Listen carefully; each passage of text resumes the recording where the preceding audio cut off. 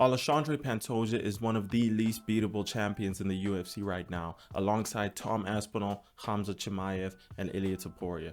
I'm sure a lot of you are surprised that I didn't add Merab here, but judging from his first fight against Umar, I actually think Umar stands a chance at winning the rematch. Because going back to the first two rounds, time and time again, I've said that Umar looked like he was the better wrestler, and for the first two rounds, I was convinced that skill for skill, Umar is more capable than Merab. He may not have the better takedowns, but if we're talking control and scrambles, Umar was winning.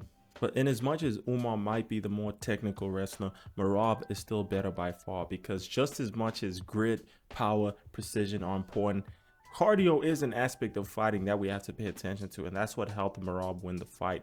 But if Umar was to fight the third round the way he fought the first two, if he was to pace himself correctly, I think there's a chance that he might win the first three rounds. People act like Merab went out there and dominated Umar. No, he just won the last three rounds convincingly, but I digress. The point that I'm trying to make is that I don't see anyone in the flyweight division that's going to put up as good of a fight as Umar did against Merab. Because Steve Erceg did fight very well, but I just don't see him having that much success in the rematch, because in his performances afterwards, he has proven to not be able to make adjustments on the go, especially against good boxers like Brandon Moreno and Kai Kara-France. Steve Erceg is a good grappler, but I just don't think he's good enough to out-scramble someone like Pantoja. Pantoja's fights can be competitive, but he's always one step ahead of all of his opponents, similar to Movsar. I'm almost always confident that Movsar is going to win a fight. It might be controversial, but every time I look back at the fight and score it according to the judging criteria, counting significant strikes, considering every single aspect of the judging criteria that I should consider, Movsar has never lost a fight. He didn't lose against Arnold Allen, he didn't lose against Aljamain Sterling, and I will not be gaslighted into thinking a fight is a robbery. Why? Because I actually go back and count significant strikes, score it according to the judging criteria, and a lot of people seem to get it twisted. The judging criteria doesn't necessarily favor wrestling, it favors damage above all things. Control time is secondary, and it's only considered if both the fighters land an equal amount of damaging strikes on each other, which is pretty damn stupid, because in what instance would that rule even be applied? Either way, it doesn't seem like the judges score fights according to the judging criteria. Sometimes they heavily favor wrestling, and even then, I don't think Alexandre Pantoja and Movsar are examples of fighters that won based on control time. I think they actually did more damage, I really do. And I think if you go back and try to score the fights with zero bias, actually count significant strikes, and don't just look at individual moments of the fight, you might come to the same conclusions as me. But correct me if I'm wrong in the comments. All I know is that I doubt anyone can change my mind, especially knowing that I've watched some of these fights more than once.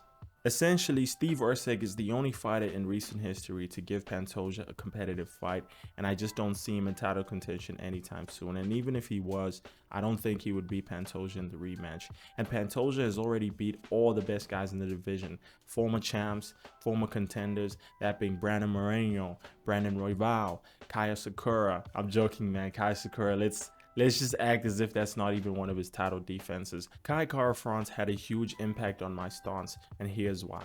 When you look at someone like Pantoja, it's pretty rare that you can find someone that can out-grapple him, aside from Askar Askarov, who is a retired fighter, by the way. But who did Askar Askarov lose to? Kai Kara-France. Why is that?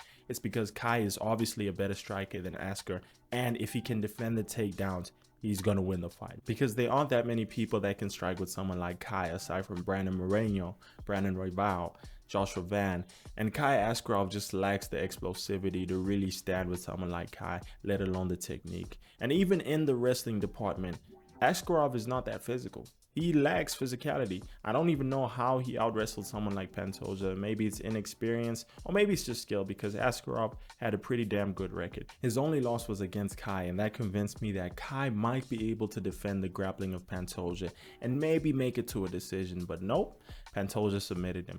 And that convinced me that Pantoja would probably beat someone like Joshua Van, and Joshua Van is so damn good, bro. Best striker in the division. I don't know how the heck you're landing straight punches on someone like Brandon Royval. Brandon Royval is not a crafty vet. If it wasn't for Pantoja, I think he would have been champ, up until he faced Joshua Van, of course. I even said it before, that is one of the greatest fights ever in UFC history, and unfortunately, I think it's going to be forgotten in the future because these are the smaller guys after all. But true fans are going to remember the slugfest Brandon Royval had with Joshua Van. And what impressed me the most was how Joshua Van was able to counter Brandon over and over again. And make no mistake, Brandon did make it a bit easy because he was constantly walking down Joshua Van. I mean, they were walking down each other. I think it's because if you're on the back foot, it doesn't look too good on the scorecards. And they both knew that about each other. So that's why we had that slugfest. And I don't think Pantoja is going to strike with Joshua Van for that reason. He's going to lose. And it's not like Joshua Van has faced any grappler that was willing and skillful enough for me to be convinced that he could defend the grappling of Pantoja. If the criteria for how dangerous a grappler is not only skill, but how willing they are to grapple, Ray Taruya is the best grappler Joshua Van has ever faced.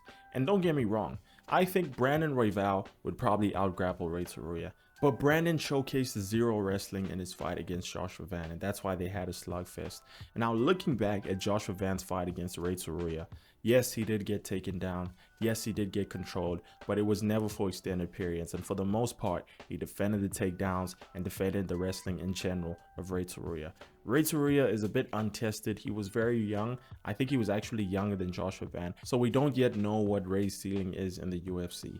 In summary, I don't think Joshua Van has faced enough good grapplers for us to be convinced that he would defend the wrestling of Pantoja. And on the contrary, I think Pantoja has faced enough strikers just as, if not more dangerous than Joshua Van, for us to be convinced that he can handle Joshua Van on the feet. And if not striking with Joshua Van, he can at least negate it by constantly shooting for takedowns, maybe not scoring them, and when he does eventually score them, there is a threat of a submission, and we just don't know how good Joshua Van's BJJ defense is. If anything, I don't think he's nearly as experienced as Pantoja. Anyway, I hope you guys enjoyed the video. Let me know who you think could potentially beat Pantoja in the comments, and don't forget to like and subscribe.